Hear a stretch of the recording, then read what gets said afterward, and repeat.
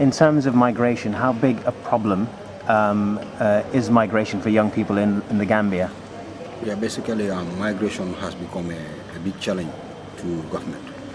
In that the young people have come to a situation where they believe that, some of them have believed that there's no chance for them back in the Gambia.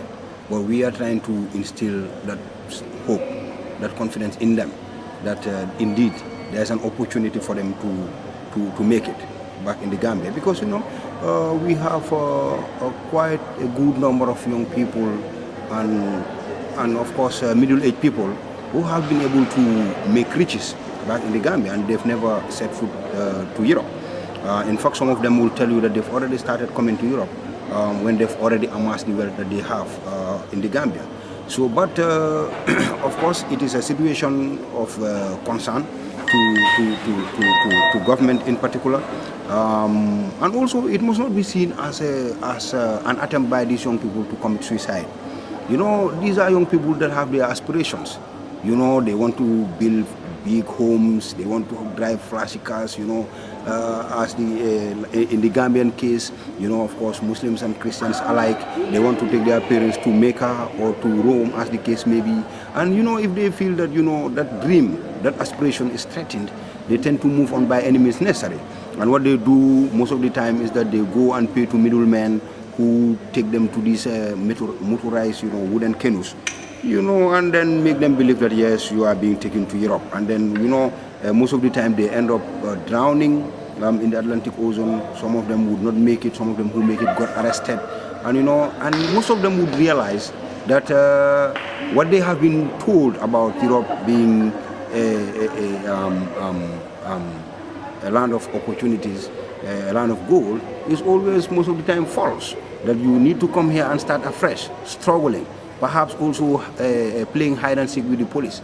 So, in essence, you cannot live most of the time a dignified life here. But if you stay home and focus on what you want, how you want it, and where to get it, opportunities are definitely there for them to make it. But migration, yes, is a challenge. In fact, as far as we are concerned as a nation, the biggest challenge now, currently, is illegal migration.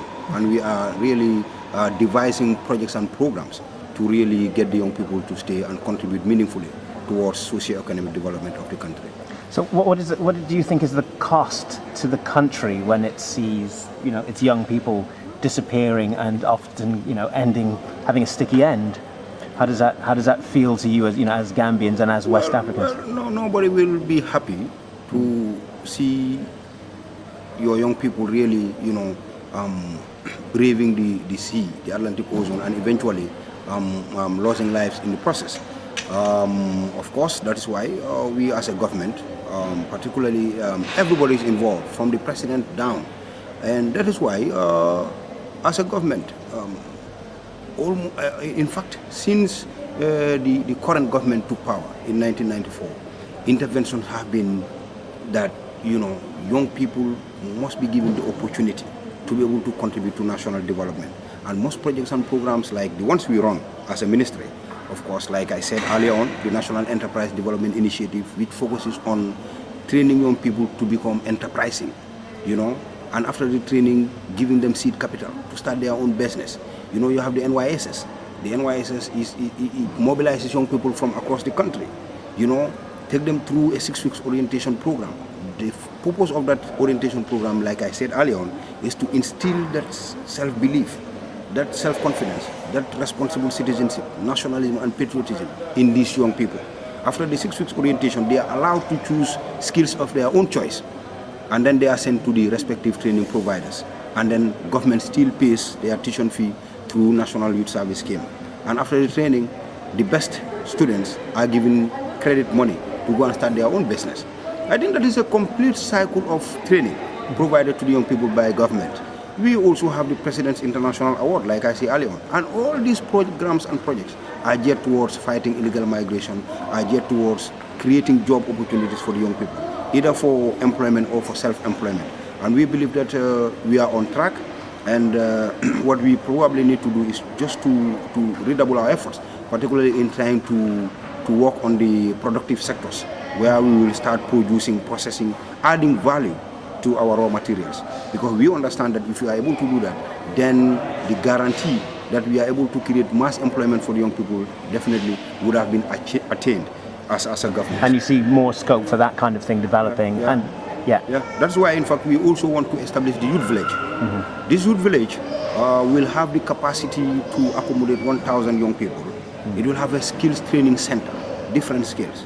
It will also have a state-of-the-art conference hall. The reason being that this youth village will give the young people that sense of belonging, that they are also part of the society, that society cares for them. Of course, we know that back in the Gambia, we really care for the young people.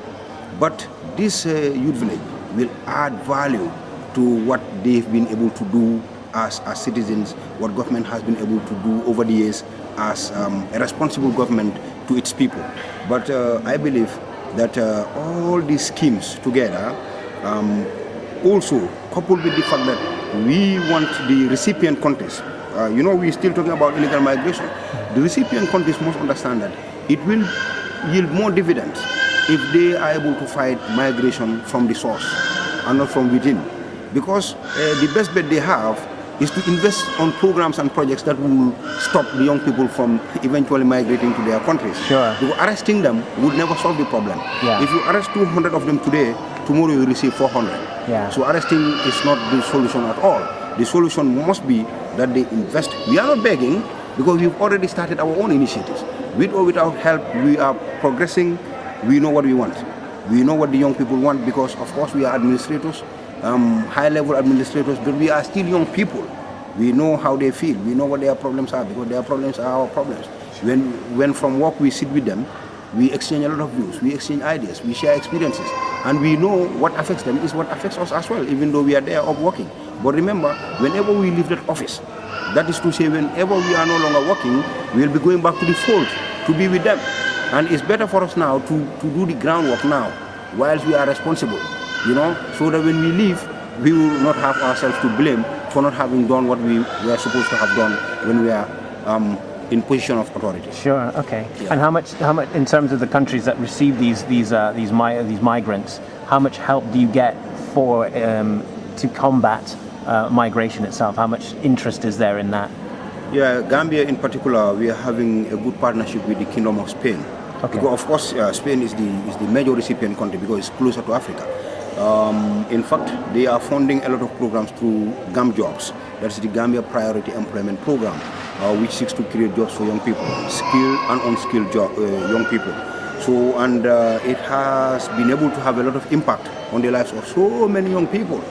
Because even this NEDI that I'm talking about, which focuses more on enterprise development, has secured a lot of funding through GAMJobs. Before I came to the UK, we've already started a project, an agro-business processing plant. This is going to be an agro-processing plant because, like I said earlier on, we have abundance of fruits, mangoes, oranges, bananas, you name them, wonjo.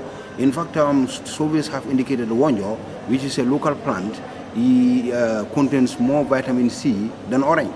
So you can see that if we start investing in projects like this, processing, it will go a long way in creating mass employment for the young people, and in effect will eventually, I'm not saying put an end to illegal migration, but reduce illegal migration, because illegal migration, I can tell you, no government in this earth, on this planet, can really put a stop to illegal migration. People who still migrate, of course, migration has been here for time immemorial. People will still continue to migrate, but at least this would have instilled that much needed hope in the young people to understand that, look, we can make our own Europe here because we have the resources, we have the capacity, and above all, we are human beings. If Europe was able to make Europe look as it is now, Africa in general, I'm not specific to Gambia, can definitely make Africa to be better than Europe. And until we believe in ourselves, until we believe in the resources that we have, until we believe in our capacity as Africans that we can do it, we will never do it.